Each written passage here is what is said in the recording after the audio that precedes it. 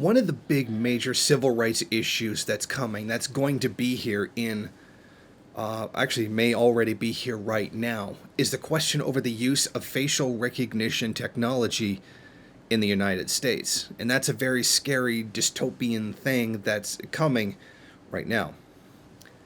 As it stands right now, the ACLU is taking action against the FBI for collecting data on faces, irises, walking patterns, voices, and permitting the government to pervasively identify, track, and monitor citizens of the United States essentially without any kind of due process and virtually no oversight whatsoever, and that the agency can match or request the match of the faces against at least 640 million images of adults living in the United States, and is reportedly piloting Amazon's flawed facial recognition surveillance technology.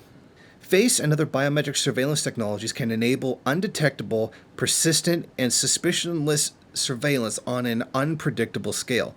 When placed in the hands of the FBI, an unaccountable, deregulated, secretive intelligence agency with an unresolved history of anti-black racism, there's even more reason for alarm. And when that agency stonewalls our requests for information about how its agents are tracking and monitoring our faces, we should all be concerned. So right now, the ACLU is actively combating this. They're going out there, they've made requests to the FBI to hand over all that information so that they can see what's happened and then possibly take legal action against the organization in court. And I think this is a very significant effort that should definitely be supported.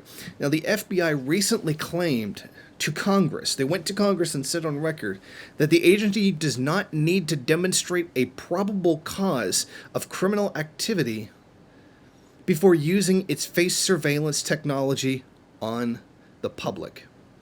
In other words, they have a free hand, or they believe that they have a right to just use it whenever they want, however they want, with no accountability. And that's the kind of invasion into your personal life, if you're an American, that is coming as a result of this technology.